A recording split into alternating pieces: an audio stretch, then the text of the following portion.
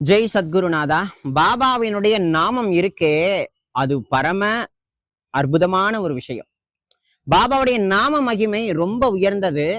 அதுல ஒரு பக்தர் என்னிடத்துல கேட்டார், சாய்ராம், நம்ம பாபா பாபான்னு கூப்பிடுறோம், சாயி சாயின்னு நாம ஜபம் பண்றோம், பாபா இதை கேட்பாரா, பாபா திரும்பி நம்மளை பாப்பாரா அப்படின்ற ஒரு கேள்வி அவருக்கு. அவர் பக்கத்துல நின்றுட்டு இருந்தார்.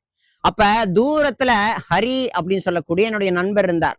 இப்ப நான் அவரை கூப்பிடல, ஹரி ஹரி அப்படின்னு கண்ணை மூடிட்டு சொன்னேன். உடனே அந்த ஹரின்னு சொல்லக்கூடிய அந்த நபர் ஓடி வந்து, என்னங்க சாயிரம் கூப்பிட்டீங்களான்னு கேட்டார். நான் உங்களை கூப்பிடலப்பா, அந்த ஸ்ரீஹரிய கூப்பிட்டேன் அப்படின்னு சொன்னேன். அப்ப கூட இருந்தவர்கிட்ட சொன்ன, பாத்தீங்களா, நீங்க நல்லா பாருங்க, நான் அந்த ஸ்ரீஹரியை கூப்பிட்டேன், ஆனா இந்த ஹரி ஓடி வரார். பாருங்க, ஹரின்னு சொன்ன உடனே அவர் நம்மளதான் கூப்பிடுறாருன்னு இவர் திரும்பி பார்த்தாரு. அப்ப அவர் திரும்பி பார்க்க மாட்டாரா? சோ ஆகையினால சாயி சாயிங்கிற அந்த நாமத்தை நெஞ்சுருக மனதார சொல்ல சொல்ல சொல்ல சொல்ல கண்டிப்பா அவசியமா பாபான்னு சொல்லக்கூடிய சுவாமி திரும்பி பார்க்காம வேற நம்மளை பார்க்காம வேற யாரை பார்க்க போற? அவர் வந்ததே நமக்காகத்தான். அவர் நாமத்தை சாயி சாயின்னு நீ சொல்லிண்டே இருப்பா. அவனுடைய காதால கேட்ட பாவம், வாக்குனால வந்த பாவம் எல்லாத்தையும் நான் ஒழிச்சு கட்டுறேன், உன்னை 7 கடலுக்கு அப்பால் அழைச்சிட்டு போறேன்றதெல்லாம் வாக்கு கொடுத்திருக்காரு.